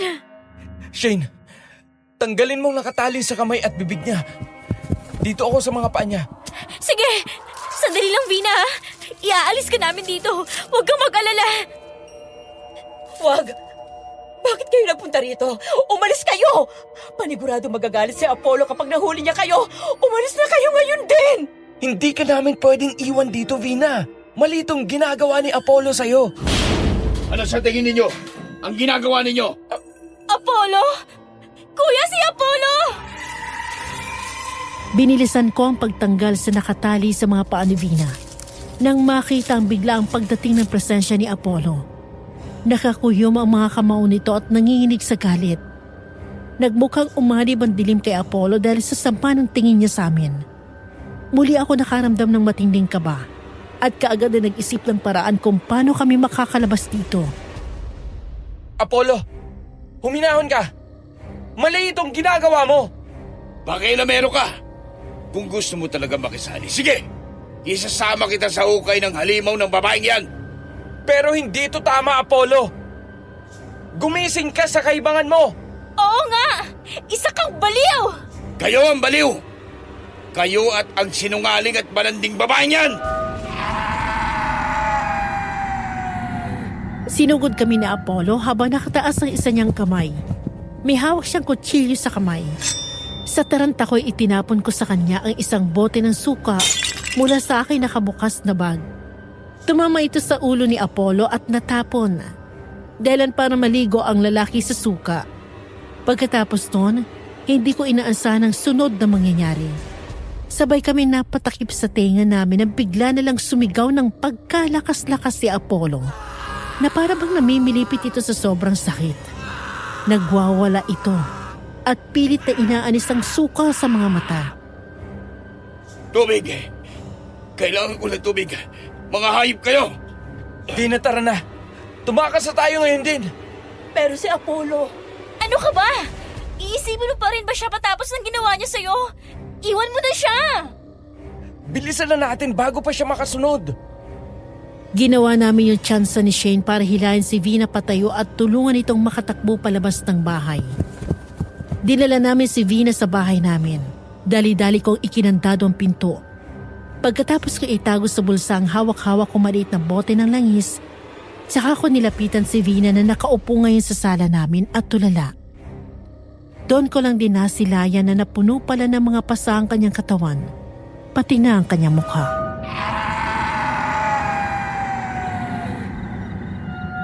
Vina, okay ka lang ba? May masakit ba sa'yo? O baka gusto mong kumain? okay lang. Okay lang ako. Salamat sa tulong niyo. Akala ko hindi na ako makakalabas ng buhay sa sarili kong bahay. Ano ba kasing problema ng Apollo na yun? At bakit kanya kinulong? Ganito na ba talaga siya kalupit dati? Hindi. Hindi ganito si Apollo dati. Pero may nalaman kasi akong sikreto niya kaya ayaw niya akong pakawalan. Sikreto? Anong ibig mong sabihin doon? Anong tinatago niya? Si Apollo, isa siyang aswang. Siyang mabangis na hayop na nagbabalat kayo lang. Kaya ba? Kaya ba kinulong ka niya? Dahil alam mo na ang totoo?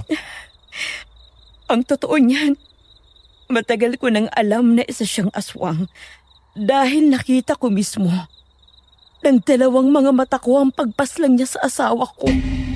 Ano? Alam mo na dati pa lang? Bakit wala kang sinabi? Kasi nakinabang din ako, Miguel. Ang dati kong asawa, binubugbog niya ako dati. Walang araw din na hindi siya naglalasing. Sobrang hirap ng buhay ko noon dahil sa kanya. Pero nung makilala ko si Apollo, gumaan kahit papanong nararamdaman ko. Siyang naging sandigin ko sa lahat ng bagay. Kaya kahit alam kong mali, nakipagkaibigan pa rin ako sa kanya. Kahit na alam mong isa siyang aswang? Hindi ko pa alam na aswang siya noon. Saka ko nalaman nung isang gabing natagpuan ko siyang nilalapa ang asawa ko. Nakita ko siyang nagbagong anyo. Litong-lito ako noon kung anong pwede kong gawin. Pero alam niyo kung anong nangibabaw? Ginhawa. Ginhawa kasi wala ng asawa ko at hindi ko na kailangan pang matakot araw-araw sa mga pambubugbog niya sa akin. Kaya kahit alam kong isang aswang si Apollo, hindi ako nagsalita. Nagpanggap akong hindi ko alam ang totoong pagkatao niya. Vina, Pero nung magtagal at nasundan pa ang mga pagpatay niya, unti-unti akong kinain ng konsensya. Isa akong baliw para tanggapin ang isang kagaya niyang mamamatay tao. Araw-araw, nagluluksa ako sa kaduwagan ko. Sinubukan ko mag-isip ng paraan kung paano ko mahuhuli si Apollo. Pero alam kong hindi ko kakayanin ng isang kagaya niya. Kaya nung mga araw na paulit-ulit akong nangungulit sa iyo, Miguel, tungkol sa gamot. Dahil umaasa ako na baka may kaya kang gawin. so ang sinasabi mo ay gusto mong tulungan ka ni Kuya? Napuksain si Apollo? Oo. Kahit maliit lang na tsansa na may kakayahan ng kuya mo, gusto ko pa rin maniwala dahil gustong-gusto ko na talagang makawala kay Apollo. Pero natunugan ni Apollo ang mga pinaggagawa ko. Nalaman niyang alam ko ang totoo niyang pagkatao kaya niya ako kinulong dito upang hindi ako makahingi ng tulong. Napakawalang hiya ng Apollo na yan. Sinasabi ko na nga ba? Baliw siya! Hindi lang baliw, halimaw pa! Kaya pala ganun na lang din siya umakto sa hinagis ko kanina. Siya pala talaga ang aswang? Dumito ka na muna sa amin at magpahinga, Vina. Pero paano kung sumugo dito si Apollo? Huwag kang mag-alala. Nakahanda kami ni Kuya. Sa ngayon, magpahinga ka na muna. Oo. Tsaka, base sa reaksyon niya kanina, parang malala yata ang tama niya sa hinagis ko kanina. Dito ka na lang muna sa babang kwarto. Tapos kami naman ni Shane sa itaas. Sige, maraming salamat sa inyong dalawa. Hindi ko makakalimutan ang tulong na ginawa niyo sa akin. Hindi na nagprotesta si Vina at sumunod sa sinabi ko. Pumasok siya sa kwarto kaya kami na lang dalawa ni Shane ang natira. Nagkatinginan kaming dalawa bago ko itinaas ang hawak na bote ng langis. Naunawaan ni Shane ang ipinapahiwatig ko noon kaya sabay kami umakyat sa second floor. Hindi para matulog kundi bantayan ang magiging galaw ni Vina. Lumipas ang isang oras, nakaramdam kami ng mga yabag na paang umaakyat sa hagdanan. Kuya, mukhang paakyat si Vina. Huwag kang gumalaw. Magpanggap ka lang na tulog. Wala na ba siya? Mukhang umalis na siya. Mabuti. Oras na para gawin ang sunod nating plano. Natatakot ako, Kuya. Paano kung may mangyaring masama sa atin? Huwag kang mag-alala. Hindi ako papayag na may mangyari sa atin. Maghintay ka lang dito at bababa ako. Nakontakto na siya. Kailangan ko siyang puntahan. Sige, babantayan kita mula sa bintana. Kung sakali man na makita ka ni Vina. Nandito na siya. Naghihintay sa atin. Susundin ko na siya. Apollo, buti naman at ayos ka lang. Nagkabuko lang. Sobrang sakit kasi ng hinagis mo. Pasensya na. Ang kakalakas namin, ikaw ang aswang. Yun kasi ang sinabi ni Vina eh. Pero ang hindi niya alam, mayroon akong dalang langis. Doon mo ba nalaman? Oo. Ipahid mo tong langis sa buong katawan mo para hindi ka matunugan ni Vina. Halika na't umakyat sa kwarto. Ikaw rin, Shane. Ipahid mo rin ito sa buong katawan mo. Ano gagawin natin? Medyo natatakot na ako ngayon. At pinakawalan ninyo si Vina. Kung hinayaan nyo na lang kasi ako sa ginagawa ko sa kanya, di sana namatay na siya. Magsisisihan pa ba tayo rito? Hindi namin alam eh. Kanina lang din namin nakumpirma. Pasensya na talaga. Pero babawi kami. Eto, hawakan mo itong bolo. Sisiguraduhin ko ngayong gabi. Mapapas lang natin ang aswang na to. Tama si Apollo. Dahil ako rin mismo ay nangangatog sa sobrang kaba. Hindi ko mapakalmang aking puso dahil sa katotohanang nalaman namin kanina. Umalis na si Vina sa kwarto namin at bumaba. Ang akala ko'y babalik siya sa kwarto niya. Pero nagtungo siya sa kusina at kumuha siya roon ng posporo. Pagkatapos tinungo niya ang pinto papunta sa labas ng bahay. At ang mga sumunod na nangyari ay halos hindi ko kayang paniwalaan. bumalik si Vina sa kanilang bahay na nangangamoy gas. Hindi siya nagdalawang isip at sinindihan ng dalang posporo. Miss Annie, si Vina, sinunog niya ang kanilang tahanan. Mabilis na kumalat ang apoy dahil maliit lang naman ang bahay nila at may katandaan na.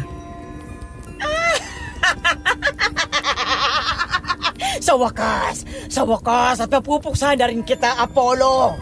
Hindi kita mapapatawad sa mga ginawa mo sa akin. Ngayon, mamamatay kang mag-isa. Hindi ko hahayaan na mabubuyag mo ang sikreto ko. At ngayon, oras na para sa mga utu-utu kong biktima. Hayop ka, Vina! Sinungaling ka! Nilinlang mo ko! Paano? Bakit ka buhay? Bakit hindi ko kayo napansin? Dahil dito, aswang ka! Sinubukan mo pa kaming lukohin! Hindi maaari! Hindi yan totoo! Hindi ko kayo niloloko! Si Apollo ang aswang! Hindi mo kami mauuto, Vina. Ikaw ang aswang. Ikaw ang pumatay sa asawa mo. Sa'yo lang kumukulo ang langis na daladala ko kanina. Dati pa lang may duda na ako eh. Hindi ako makapaniwala na gano'n na lang kabilis na maghilom ang mga sugat mo. Ang lakas mo magpanggap na isa kang biktima. Kaya pala, nung una pa lang, ayoko na talaga sa'yo. Mapanlin lang ka pala. Mga hayop! Oo! Ako nga ang aswang. At dahil sa ginawa niyo, hindi ko hahayaang sikatan pa kayo ng araw bukas! Kuya, nagbabago na siya ng anyo. Anong gagawin natin? Sugurin ninyo, bilis! Etong bariya at kalamansi, kunin mo at ihagis sa kanya. Tuguan na siya dahil sa ginawa ni Apollo. Akong bahala! Hindi ka makakatakas, Vina! Sinubukan ni Apollo na itarak ang bolos sa leeg ni Vina, pero nagawa itong sanggain ni Vina.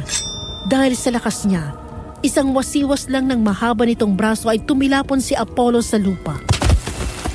Apollo, ayos ka lang ba? Tumayo ka, bilis! Okay lang ko. Ayaw mo pa. Lumayo ka sa akin, halimaw! Kuya, tulungan mo ako! Shane! Apollo, bilis!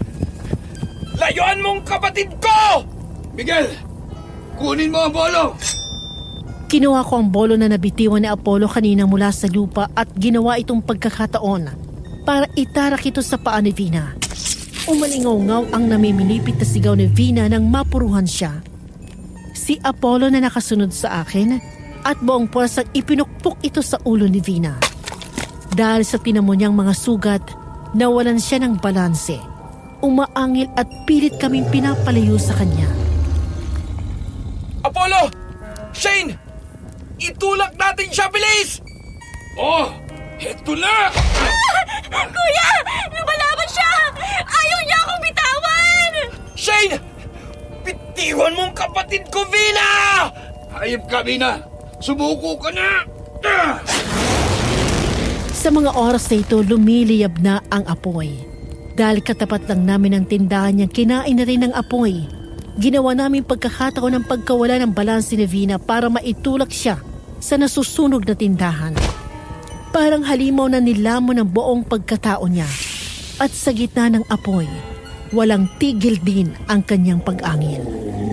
Tinakpan ko ang tenga ko at ganun din si Shane dahil hindi namin kayang pakinggan ang boses niya. Tapos na ba? Wala na ba si Vina? Wala na mga sigaw niya. Sa tingin ko, nilamon na siyang tuluyan. Nawala na rin ang amoy niya. Ibig sabihin, tapos na.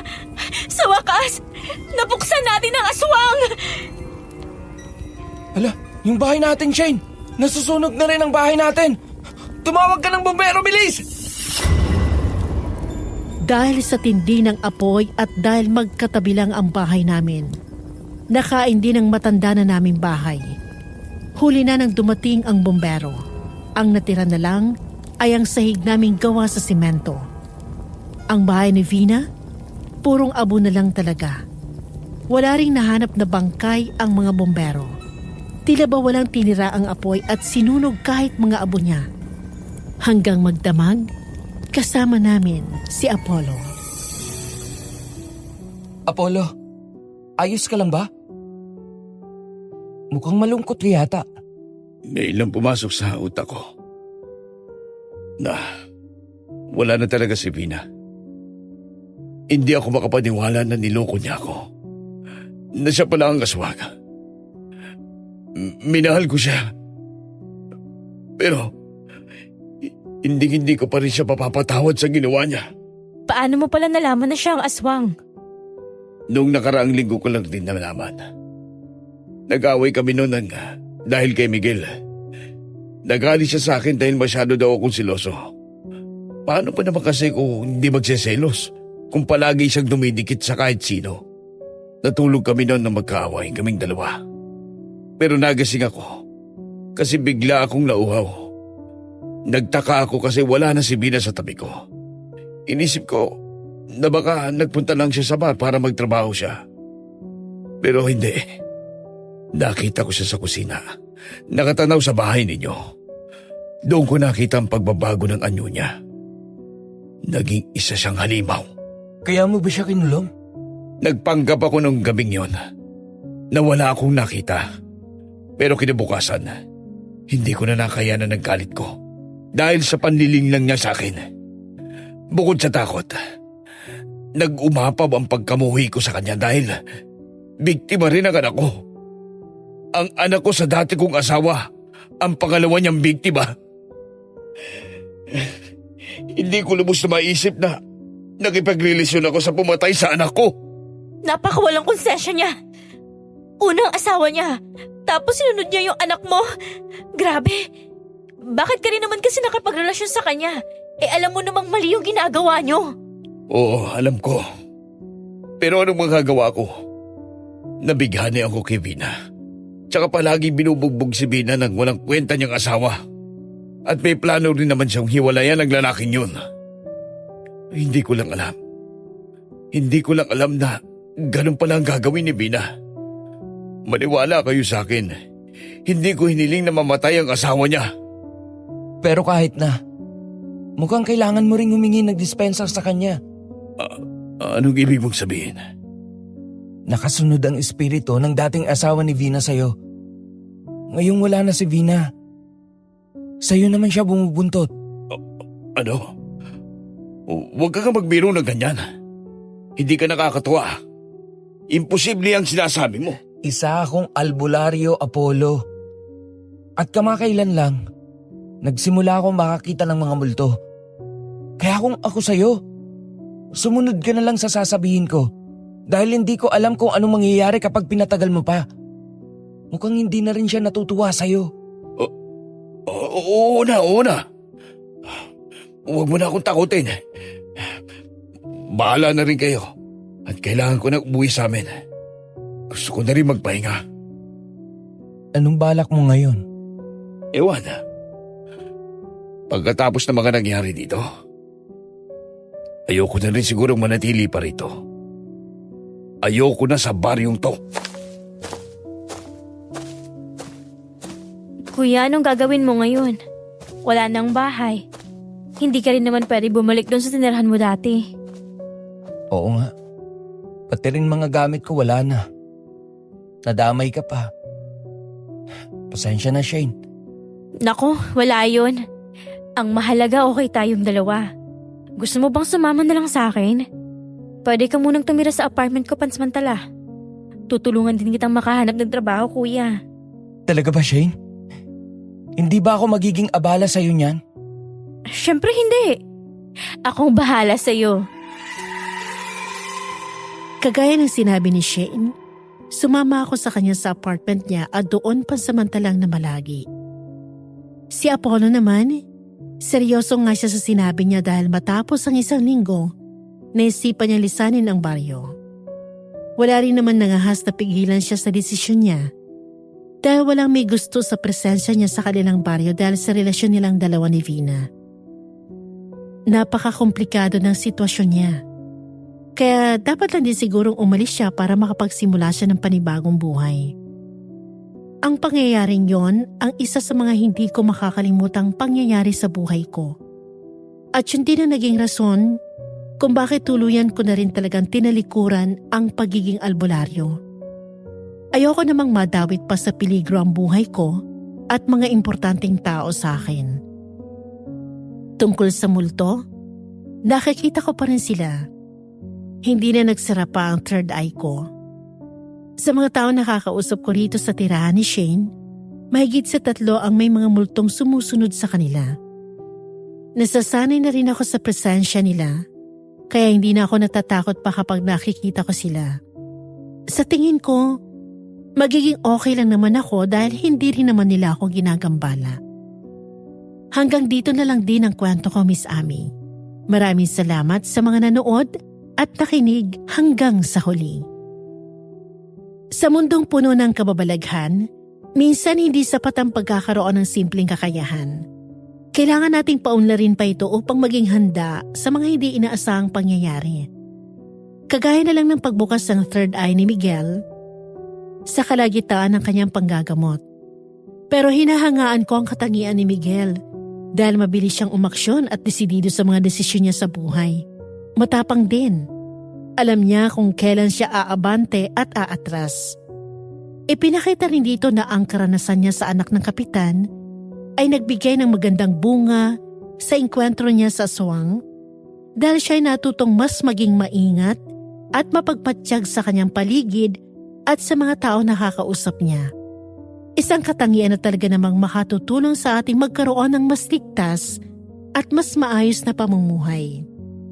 Naway kayo rin ay may natutunan sa kwentong ito. Maraming salamat!